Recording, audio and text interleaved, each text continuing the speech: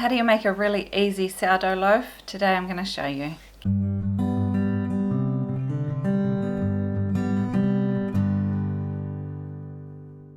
G'day there, I'm Dana from Piwakaga Valley Homestead. Today I'm going to be making some sourdough bread. We make this every couple of days here, and it just so happens that it's sourdough day. I'm going away tomorrow for the day, so I thought I'd make sure the family have got a nice big loaf to use. This makes quite a decent sized loaf. So you can actually halve it if you want a smaller loaf, or you can break the recipe into two and make two smaller loaves and pop one into the freezer. To make a decent sourdough loaf, you need a really fresh, active sourdough starter. This I have fed twice in the last 24 hours, and last one being this morning, and it is so full of bubbles. I don't know if you can see there just how bubbly that is, but it is super bubbly, which means it's nice and alive and ready to go.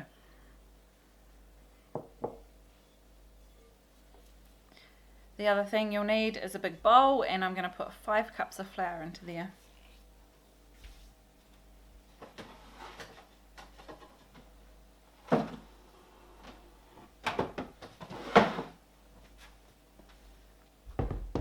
In most recipes you'll find that bread is done by weight, and there's a really good reason for that, and that's because different amounts of flour have different amounts of hydration to them, so weight is a much more accurate way of doing it. However, my scales are broken, and I know that not everyone has scales, so I'm going to be doing it by cups.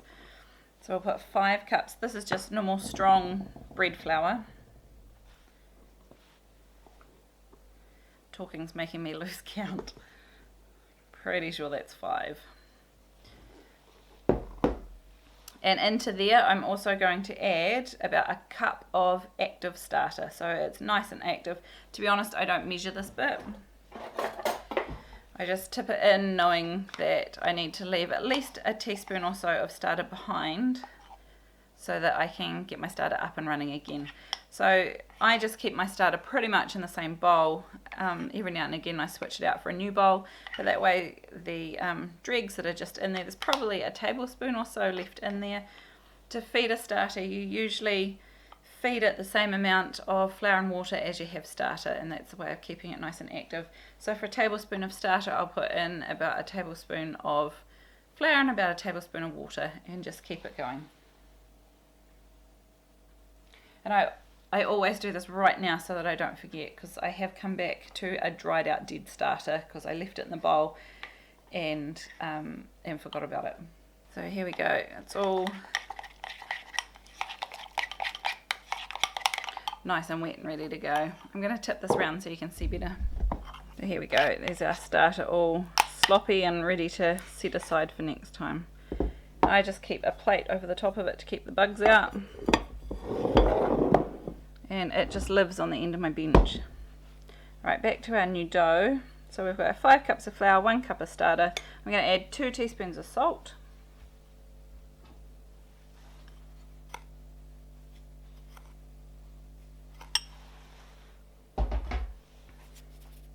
And 3 cups of water.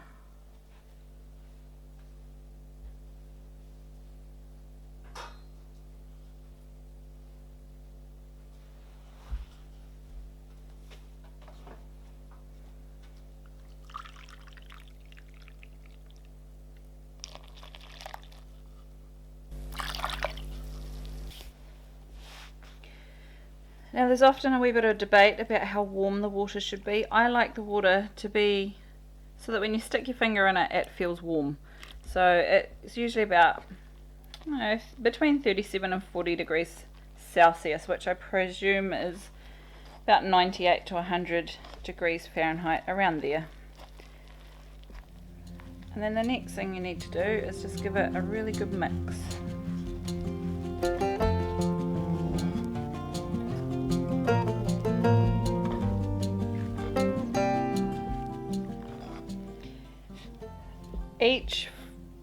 Each batch of flour will be slightly differently hydrated, so you may find that you need to add up to an extra half cup or so of water, which I'm actually going to do to this one because it's quite dry.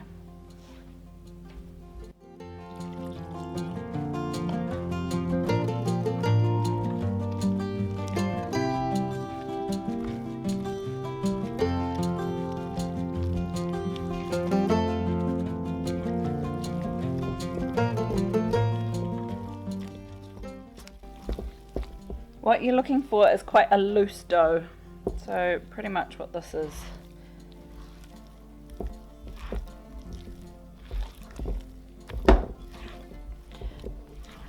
Now, to save making a big mess all over my bench, I usually just knead it in the bowl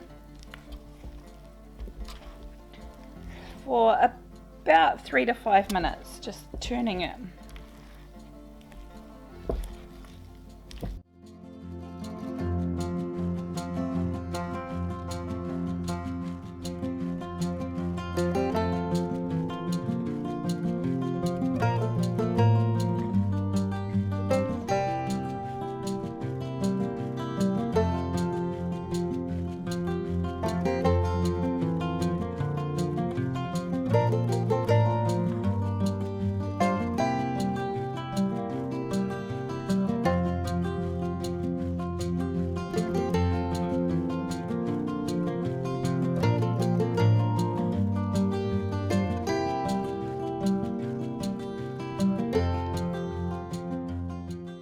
So after a while of kneading, you'll find that the consistency of the dough changes and it becomes much more silky.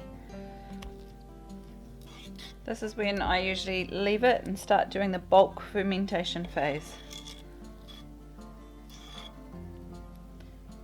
During the bulk fermentation phase, which is when you leave it to rest for about 3 hours, every half hour or so I come back and do what's called a stretch and fold. Now, stretch and fold is really easy. You just need a wet hand and you just grab what's on this side and you fold it into the middle and give it a quarter turn and fold it into the middle as well. Now, this dough is very loose. The upside to a loose dough is you'll end up with lots of lovely air bubbles and air pockets once it's cooked, but it is a wee bit harder to handle than the more traditional drier instant yeast sort of dough that you might be used to. Now, one thing I will say about sourdough is that it is really forgiving, and there are different ways of doing it, and I actually will honestly often just make what's called a lazy loaf. So I will knead it like I just have, or I'll throw it in I've got a standing cake mixer with a dough hook. I'll pop it in there for 20 minutes just to knead its way ready, and then often I will then just upend it straight into my dish that I cook it in and leave it to rise for 12 hours. Often that's all I do, and it gives us not a too bad a bread. I'll show you part of the loaf we use. This is what's left of yesterday's loaf, and this is what I call a lazy loaf. So all I do with this is I make it all in a bowl, throw it in the mixer for a little bit, and then I pop it into my Dutch oven and leave it to rise. So I do knead it in the machine and then I leave it to rise for 12 hours. There's not so much of this fluffing around with the extra folding. The extra folding is worth it, and I'll show you the difference with that. But you can just make what's called a lazy loaf and just do the initial knead and then pop it into the Dutch oven and leave it to rise. And then once it's a big blob of dough on my belly, once it's risen, and then I just put the lid on the Dutch oven and pop the whole thing into the oven and cook it at 220 or 230 Celsius, which is around 400 degrees Fahrenheit. Do it for 20 minutes with the lid on, and then take the lid off and do it for another 30 minutes. And that's how I make these loaves. Really quick, really easy, and a lot less input. But today I'm going to be doing a nicer loaf, so I am doing the extra time to do the bulk fermentation with the stretch and folds, and then later on we will do the shaped fermentation where you shape it in a bowl and then you tip it gently into a hot Dutch oven, which then goes into the oven for 20 minutes. So with the lid on, and then 20 minutes with the lid off. So different ways of doing it, and I think that's what's really confusing about sourdough and puts a lot of people off, is that there are so many different ways and which one's best, and the reality is they all have their merits and they all have their downsides. The downside to the longer process obviously is the time and effort put in. The upside is you do get a slightly better loaf out of it. The upside to the lazy loaf is that a lot less input, really easy for us mums who are really busy. But the downside is it's not really a fancy artisan sort of style loaf that you would necessarily want to be serving up to your friends. However, it is a very functional loaf and my children love it. It stays fresh for about 3 days. This way, the upside to the sourdough being a sort of more moist batter to work with, it is a wee bit harder to work with, but it does stay moist and stays fresh for quite a few days.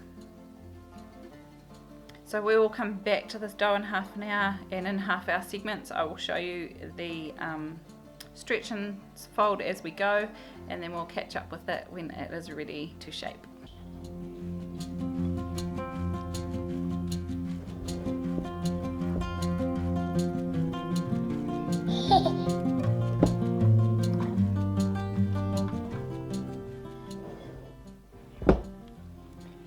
See, even just after an hour, I've only done this once already, that this is starting to hold really well. That gluten is really starting to develop.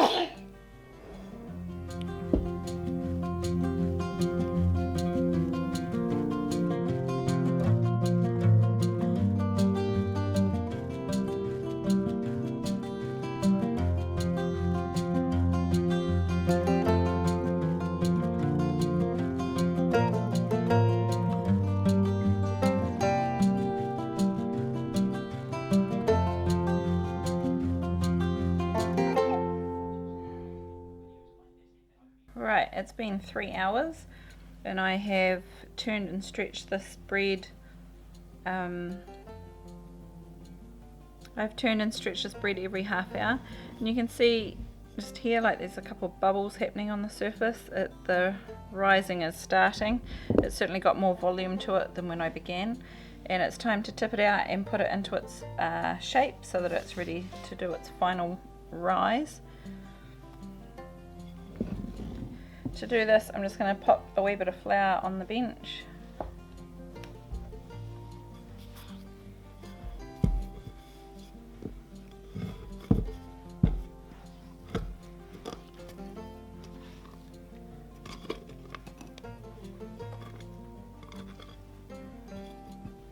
Yeah, you'll find it is still quite a liquidy mass, so with a wee bit of extra flour I sort of start pulling it together.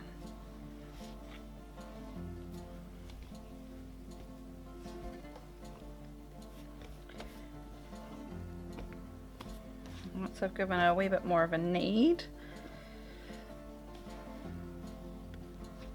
you just sort of start pulling the sides in into the middle so you start getting a nice round shape.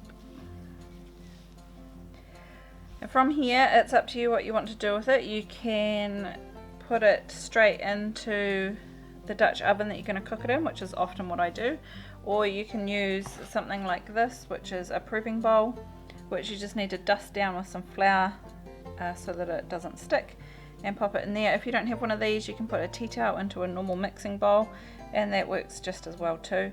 What I'm actually going to do with this is put it straight into my Dutch oven so that it's ready to go, and I just put a wee bit of oil into the bottom of the Dutch oven.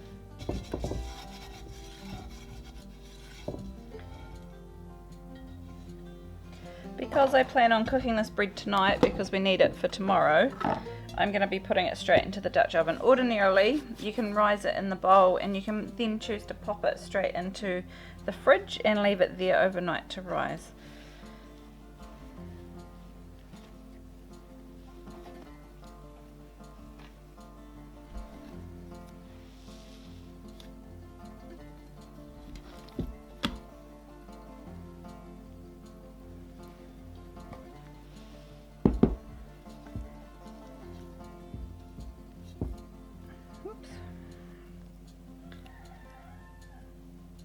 Some crumbs in it from last time I used it. Now I'm going to sit this somewhere nice and warm and just leave it to rise for about another 3 hours. One of the reasons why making sourdough can be so confusing is actually because there are so many different ways of doing it, and you do just need to work out the way that's going to work best for you in the situation that you currently have. So for me today, I'm going to be cooking that straight away, so I want it just to go straight into the Dutch oven. You can of course raise it into a bowl, and if you pop it into the fridge for 8 to 12 hours, it allows that sour flavour to develop a lot better, and it will just rise slowly in the fridge, and then you can get it out, bring it to room temperature, and pop it into a hot Dutch oven and cook it from there.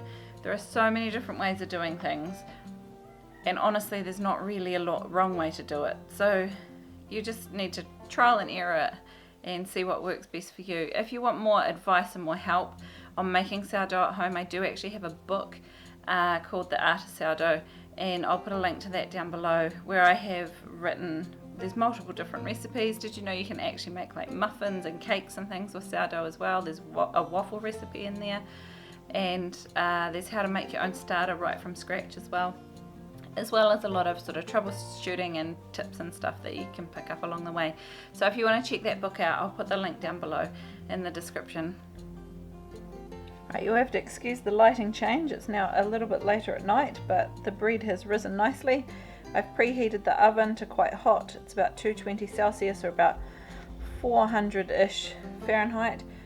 Now the next thing I'm going to do is just slice the top. You have to be fairly quick at doing this. If you've got a razor blade, that's even better. It doesn't mangle it quite so much, and this will help let the pressure out, let it pop open evenly. And then I'm going to put the lid on and bake it for 25 minutes with the lid on, and about another 25 minutes with the lid off, and this will allow the steam to stay in there, which softens the top and allows it to have plenty of oven spring, which means you'll get a bigger loaf with more open holes. And then after that you take the lid off, which allows the crust to develop. Once it's cooked, I leave it in the pot for about 10 minutes, and then I tip it out and leave it to cool completely before slicing it. Here we are the next morning, and this is what the bread looks like. It's got some butter paper on it.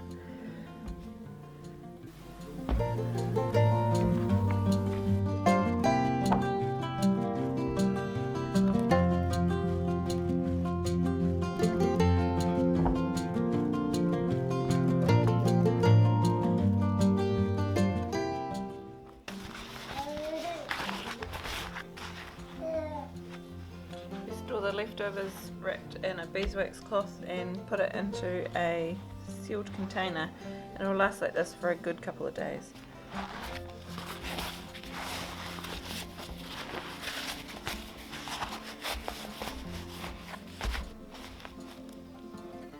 I hope you found this making sourdough tutorial really useful.